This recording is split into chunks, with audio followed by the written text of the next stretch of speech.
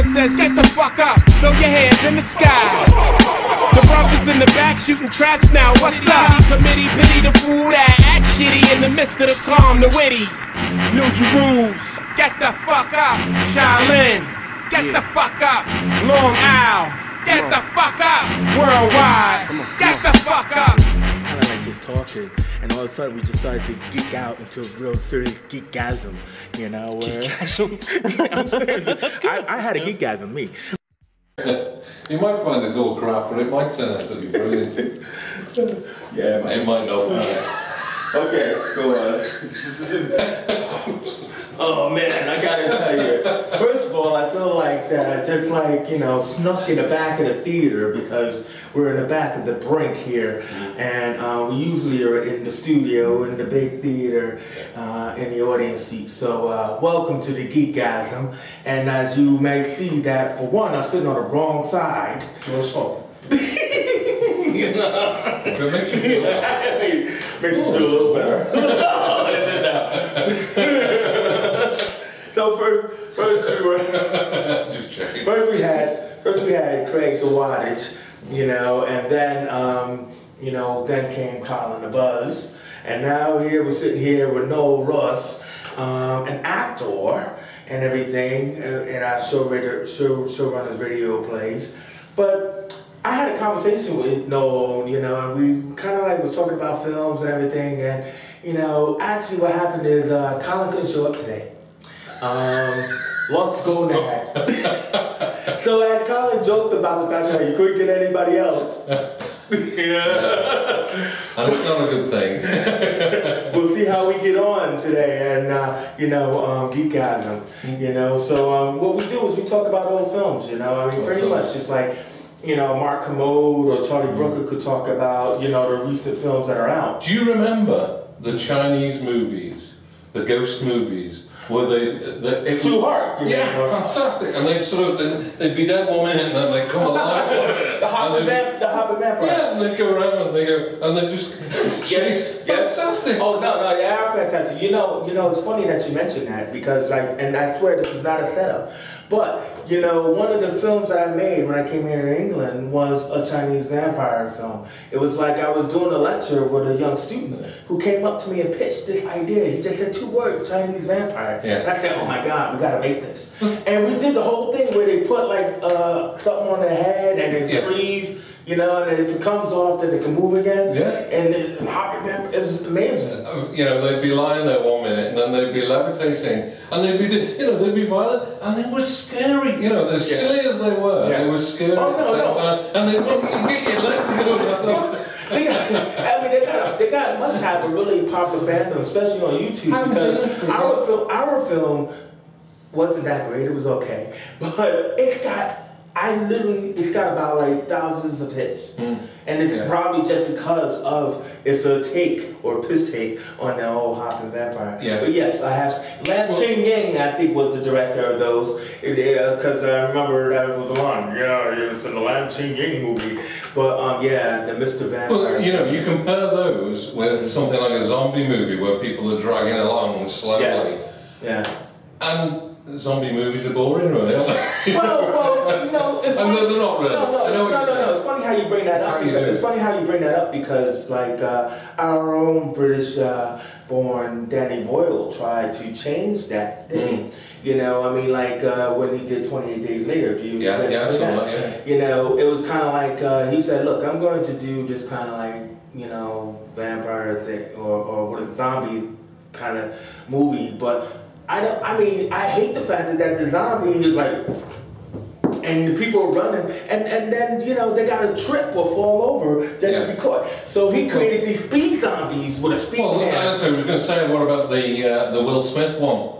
I Am Legend, yeah. I Am Legend, and they're moving. Well, that's after 28 Days Later. Oh, right, yeah, it would be, yeah. You know, like if we look at zombie movies, which is interesting actually, you know, because the person who do you think brought out the first zombie movie? This is where we go for Geekgasm. We usually challenge one another there, no? I know. I can't remember the the brothers, the name of the brothers, but brothers. Weren't they two brothers who did the first one in the hut? In the hut. Yeah. Two brothers in a hut. So it's not called Brokeback. No, a zombie movie made by two brothers. Embarrassing, isn't it? No, wait a minute. You're not talking about the Wachowski brothers, but that was like the Matrix and everything else. No. I'm talking about the 60s. Now, see, what I was trying to do was trip you up now. You have. Okay. Thanks. That's not hard. No, I was trying to trip you up because a lot of people think that George Romero is the master of the zombie picture because when he came out with Night of the Living Dead, you remember Night of the Living Dead? It's a black and white movie where it was actually the first, one of the first films where the hero was black. Dwayne Jones. That's right. Yeah. And so where everybody all gathers into the house, that's where they got the slow moving zombie. They're coming to get you, Barbara. You're getting it, right? It's coming into your head now. And like the black guy was in the house. He was the hero. He was like the one who's leading everything. And the crying shame in the end. No, they couldn't let him in, could they? He's black. Sorry. No, but it's true. Well, it's usually it's a token black guy who gets killed. No, it's true because it was kind of like they said, another one for the fire. You know, that was kind of like the last line of that movie. But George Romero, you know, it's like, you know, he put all his guns into that basket. And, you know, then he couldn't stop making zombie movies, you know, because it went from Night of the Living Dead to Dawn of the Dead, Day of the Dead, Diary of the Dead, which is like one of the recent ones. But, you know, he wasn't actually the first zombie. He didn't make the first zombie movie. This is where I was trying to trip you up. Okay, go on, tell me then. Will I recognise the name? You recognize the name of the actor. Vincent Price in The Last Man on Earth. Do you remember? No, not so. Classic. Now that is the one that is based around the I Am Legend, you know, philosophy because Vincent Price was, you know, like Last Man on Earth, you know, he had some kind of immunity to the infection that was infecting everyone. That's what it was. It wasn't like a space thing initially. And, you know, the zombies, you know, actually like a talk. He was feeding one because one was a girl and everything like that. But it was really good and interesting movie. But actually that was pretty much what you would kind of quote unquote say was like one of the first zombie movies and everything. And then I think that inspired George Romero to make his own version, and then they came Night of the Living Dead. And we got all the atrocities after that. Yeah. You know, I mean, one of the great zombie movies ever. Now, Noel was trying to talk to me about foreign films, which I kind of like. One of the great zombie So we movies. changed the subject. I did. To scary movies and horror movies. No, we're just talking. But no, the first the foreign zombie movie that I thought was really cool and interesting was Zombie Flesh Eaters and stuff like that. And that was made by Lucio Fulci. You know, I think he's like a French or Italian director, and like that was just it was just awesome. You know, it's still on sale somewhere. It was on a banned list for ages, but I mean, it was the one where the beat of that music, you know, and my boy Buzz knows the actual composer of that, but the beat was like dum dum dum dum. Get straight away. Now this is what they say about rhythm. Anyway, it was really. But what I was going to say was about Zombie Flesh Eaters was that they had an actual zombie versus shark fight in this movie. Oh, that's interesting. Yeah. Can you believe that? This is before Jaws now. But like, I mean, you know, a zombie was like, first of all, girl goes naked diving, of course she has to, and everything, you know, and she has a, you know, scuba on her back, because you can. She's down in the water, you know, looking for whatever, and then the zombie hand comes out behind the coral and everything, and he's like mad cool, because, like, you know, like, she's freaked out, and then she rubs some coral in his face, right? I mean, I'm about to have a geek out here watch. The principles of this, if you think about it, suddenly zombies can swim underwater. They don't need to breathe. Well, check it out. He was standing, he was on the surface, right? right, because they're in this Caribbean somewhere. He was underwater, but it was like boom. He was moving, and it was moving in like slow motion, and all the strands of his shirt and everything was like, you know, flowing in the water and everything. It was awesome. And then the shark comes along, right? So you see him backing up, it's like, oh, you trying to take me out, shark? You know what I mean? Yeah. And he actually ripped, he bit, and he was trying to bite. You know how underneath the shark is steel? I mean, their body is just, I mean, Is it hard? I don't know. yeah, it's hard like steel. It's hard like steel. And so he was trying to bite it and couldn't bite it. So then he ripped off its fin. And then the shark had to go away with tails between his legs and stuff like that. And I mean, I really hope, I'm not sure actually, because I think it was like around 79. So this film, I think, actually did come out after Jaws. Because it would have been one of those kind of piss takes to be able to say, yeah, your shark sucks. So I thought you were talking. Shark. I thought you were talking about early films. I was going to say, Yeah, it was. Jaws. I think, well, because Jaws came out in 75, didn't it? Okay, Yeah. it did. Yeah. And I think Zombie Flesh Eaters was 79. To be honest with you, I think that Zombie Flesh Eaters came out after Jaws and everything. What do you think about Jaws anyway? When Jaws have seen Jaws. Oh yeah, I've seen it a few times now. When it first came out, I wasn't allowed to go and see it, and I went to see The Deep instead. Oh my God, I saw The Deep. Yeah. Another naked girl swimming for no reason. You know, Well, you know, it had a few scary moments. I thought Jaws was scary. The first time I saw it, I thought it really was scary. Well, the head coming out of the hole in the ship. There were a few things. Well, no, but I actually thought it was scary right at the end when the thing's jumping up on the back of the ship, you know. Yeah, because you got to remember that, like, you know, there was a lot of problems, and Spielberg has been making documentaries for ages about Jaws, you know, about how the shark didn't work, and how the film wasn't scary, and how they were out on the... Well, no, because we saw the after product. I mean, both of us are involved with film and acting and all of that, and that's the whole thing about it is, you know, think about it. Spielberg was this like young wonder kid, right? You know, I mean, his story was really kind of like phenomenal. How he snuck on the Paramount lot, and then he hung out with like, you know, different crew technicians, and you know, just kind of hung about, you know, talking about film until somebody kind of like took him on board. So he started out making TV movies and everything, because Columbo was one of his first films and everything like that. And then what happened was that he made the you know, the Man vs. Car movie with oh man, what was it called? With Dennis Weaver. Remember where Dennis Weaver, and he was actually called Man, David Mann, and yes. I was on the truck jump after the car, But don't worry, I'll put it on the screen what the name of that movie was, or it'll come to me. But now check this out. What's funny is that so when the truck goes off the cliff, you know, they put all these sounds in it, like as if the truck was like human, like like grinding metal, grinding metal, and all that kind of stuff. Screaming.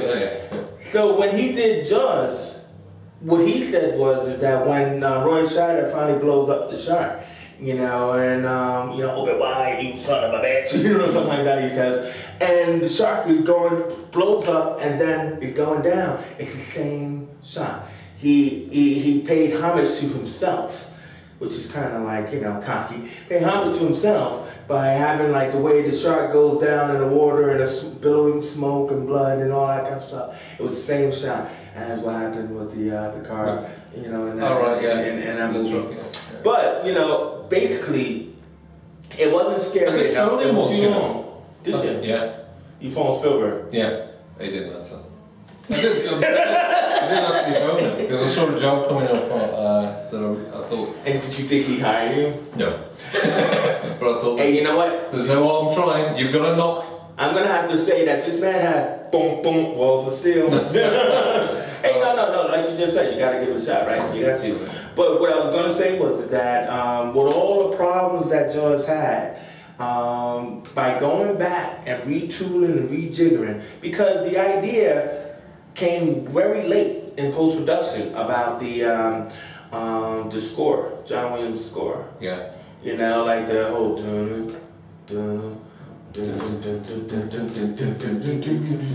and And they realized that, yo, if we just take a little aqua camera underwater and just like, you know, to shoot water, because we can't afford the crew, because all our money is gone, right? And everything, we'll just go and shoot water. And then we'll just implement this shot every time that we want to be as if the shark is around.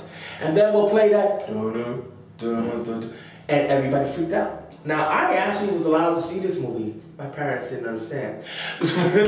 I hid behind the seats with my cousin. We were like, you know, get me out of here. But yes, I actually was allowed to see that movie. But yeah, it became the first blockbuster. It was. If you wanted a quiz, a quiz show question, what was the first blockbuster? It'd be Jaws, and it would have been at the time the biggest flop predicted to happen, and it didn't. It had lines all around the block. Yeah. Oh, I mean, like amazing, and it's still scary to this day, just as you said. Oh yeah, yeah. You know, I mean, hey, no, I mean, you know, it's fantastic. I mean, and then they ruined it by doing loads of copies of it. I can remember seeing one which was pretty miserable. Really. Only one? Let's see, there was Jaws 2, which was good. I like Jaws 2 because it was kind of like, let's take all these teenagers and like put them together into like a makeshift boat and chew them up one by one. Yeah, I felt sorry for Roy Schneider actually, because he must have been. What? He must have been. Oh no! Wait! I've been out on that water for a year with you guys. Want me to go back? How about this? I'm sick. Right? You know, follow my kids, and then I could come in for maybe like 3 days. Because I think he only did maybe like about 3 or 4 days on that film.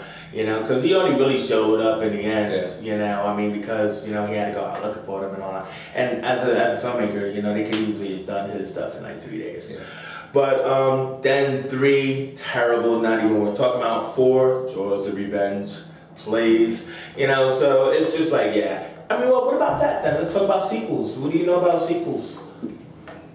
They're usually not as good. Usually? I mean, it's scientifically proven that sequels are not good. Some are better. Can't think of one right at the moment. But well, I think the reason why you think they're better is because the philosophy of the sequel is to go bigger. So, I mean, like, you already know that you got a very strong fan base, and then you figure, like, look, I'm going to bring all the characters back, or as many back as we can pay for, and we'll go bigger. You know what I mean? Yeah. And then what will happen is that, like, people will either buy into it or they won't, but they'll buy into it enough, they'll buy enough tickets that you'll get a 3 and a 4 and all that kind of stuff. Like Nightmare on Elm Street series or Halloween. Batman? Batman. You actually want to talk about Batman. I think that's what we were talking about in the first. Well, yeah. I mean, what did you want to say about Batman? I thought it was great. Are you talking about Dark Knight Rises, the third one? Except, you know. Except there's only one exception. Okay, what's that? No, there's more than one. But it suddenly. Well, I read about it actually about the fact that. This guy climbing out of a big hole in the ground, but they've got a rope up there in the first place, which you could have just climbed or been pulled up. No. That rope was there, but he had to jump to the rope, didn't he? So I mean, like he got hauled up on the rope. He had to jump across to a rock, but where was the rope? Because the rope must have been above the ledge where he was actually holding on to jump across. Okay, let me scientifically think back a couple of months. No, but that was like the whole idea was that like it was a tease. Like, you know, for those guys, they were in hell. And the tease was, look, you get one shot to get out of here. So we're going to throw a rope down, but it's only going to go down but so far. And only one person, legendary one person, was able to actually jump across to grab that rope. And that was... Well, the other thing about that was that the first guy you see go up there and try it fell and obviously broke his back and died. But, you know, what about the guy who was holding the rope? Because he was actually pulled up in the first instance. What did he do? Did he just sort of let go of the rope and then yank it like that to break his back? It's not how you do rope climbing. I don't actually remember it was a flaw in the plot of it. Yeah, well, that movie had many flaws. I mean, did you ever read the comic? Oh yeah, he is. Well, no, I meant, well, I don't mean just Batman in general. I meant the comic of the Nightfall. I mean, what that movie is based upon is the fact that, you know, Batman gets his back broken by Bane. So, first of all, let's talk about the illogic. The illogic was, he's got his back broken and he's in a cell with two guys who are supposed to be medical experts, the two only medical experts out of the whole prison full of assassins. And he's got a broken back, you know? So first of all, time, how long does time go on? So they made us feel like, yeah, there was a year, you know, in this time span. But there's no blood, there's no skin breakage, there's, you know, I mean, who's feeding them? You know, all that kind of stuff. So, I mean, in that aspect is that, so they say, yeah, if you want to get out of here, and they do it in another language to make it more menacing. Right? When I get out of here, you have to first fix his back. Was that another language? That was the interpretation of the other language. And then, but French? No, come on. The guy just kind of like, what, he just kind of like snaps his back into place. It's not an arm. It wasn't dislocated. It was a broken back. Yeah. In the comics, I mean, Batman was out of commission for ages. They had a whole nother character take over. But in the tense of this movie, you know, he gets his back fixed by just somebody. Amazing what you can do with good osteopathy. Yeah, well, there you go. There you go. No, you're better. And then he starts doing push-ups. Horrible, man. Yeah. Why are we talking about it? It's horrible. Anyway. Back to sequels, I mean, you know, because I mean, we're running into sequels in that aspect. But I mean, like, you know, any good ones? Because I know what I like to talk about, and I know you've probably seen this. Back to the Future. Yeah. That found a movie that Noel's seen. What? That tailed off a bit. That tailed off a bit. Yeah, it did, but it held its own, really. You all three of them. Yeah, I think the last, well, it only tailed off towards the end of the last one, but all three of them grew on each other in story. They kept the story. It was fantastic. I mean, it was hard to believe. It's one of those things, kind of like what we do as showrunners about collaboration. It's one of those things where you're like, they had one story that, you know, what was it, Robert Zemeckis and Bob Gale were trying to get through Hollywood, and nobody was buying this story at all. And like the whole thing about it was that, like, you know, they wanted to do this time traveling thing where this kid could, you know, affect his past, you know, like, cause life's so crap, you know, that, like, you know, one little nip in time and your parents are better and everything. Because I mean, and that's really kind of like, if you think about the moral of that, what does that story have to be saying? Because when he comes back, you know, I'm talking about the end of the first one, when he comes back, you know, mom and dad are like rich and powerful and, you know, and great, and he's, what happened to the sucky parents, you know? I mean, what does that say about you? It's like, your kid could go into time and change your whole attitude. Well, it did investigate the whole aspect of this. What about time travel, really, didn't it? Oh yeah, but I mean, we've had all those aspects ad nauseum, but this was a clever one. But not in such a big and blockbusting popular way. I mean, this is the first big blockbusting thing. I mean, you had Doctor Who for years, but it's always been go somewhere, meet a monster, kill the monster, or make it better. A monster made of rubber with a zipper up his ass. Usually,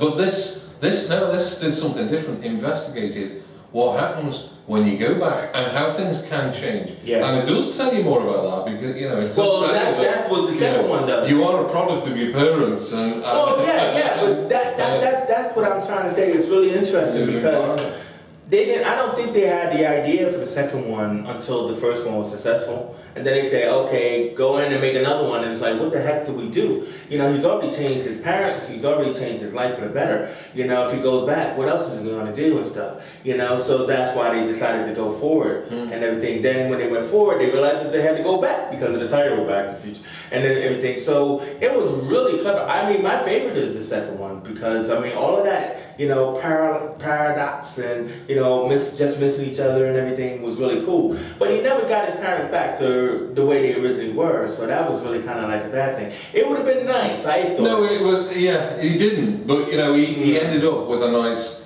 happy life. Well, sort of yeah, I thing, know, yeah. but then what is that actually saying to? It says that what does that say to he young people? cheated. What? Cheated. Well, yeah, I feel cheated because I mean, like, what does that say? You know, hey, you don't like your life, change it. You know what I mean? But I mean, you know, hey, whatever you're gonna do. I mean, if you change your own life, but then to change his parents, I just thought it was kind of wrong. But last thing I wanted to say was the interesting thing was the original ending. Did you hear the story about the original ending? No, go on. The original ending of Back to the Future was so horrible. Is this where he turns up in a train? No. That's the third one. No, the original ending wasn't filmed yet.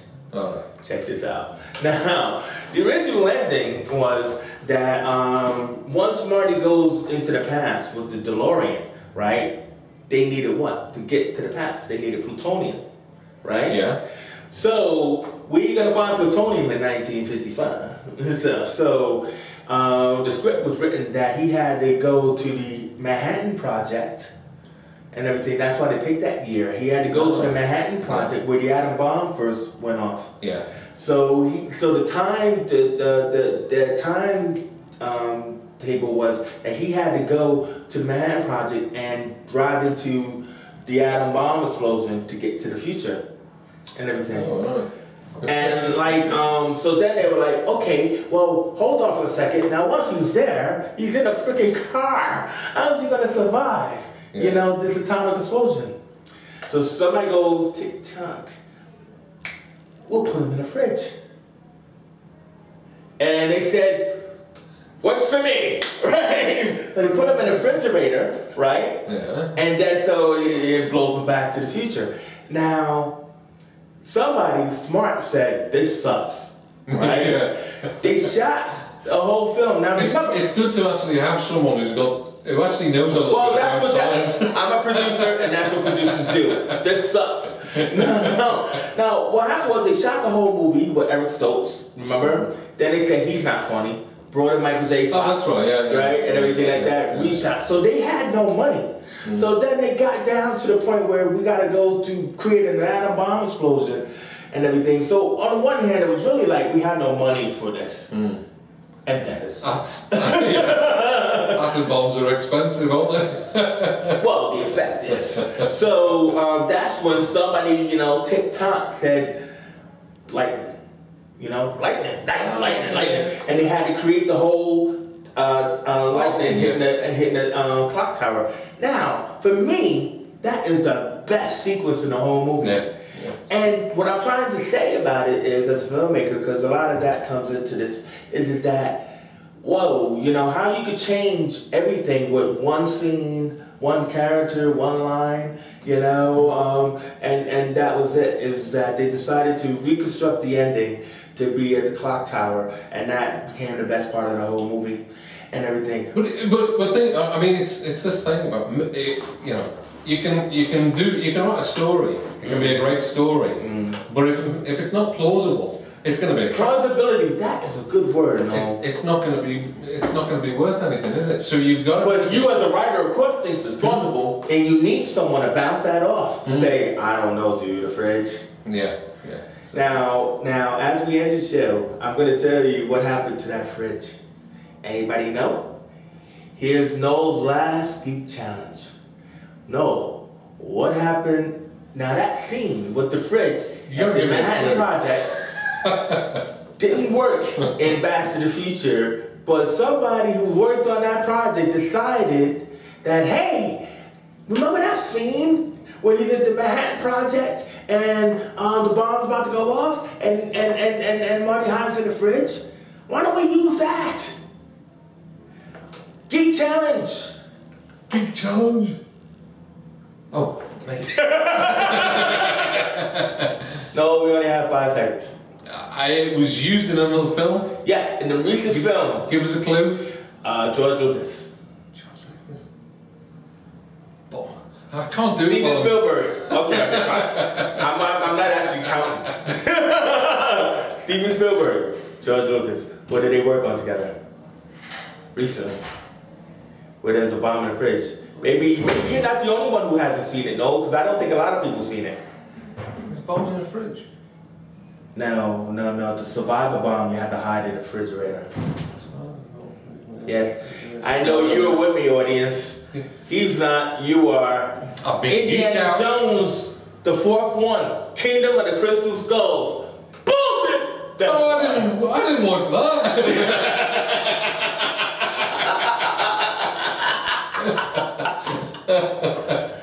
Thank you, Noel Ross, for giving me my Geekgasm. I didn't watch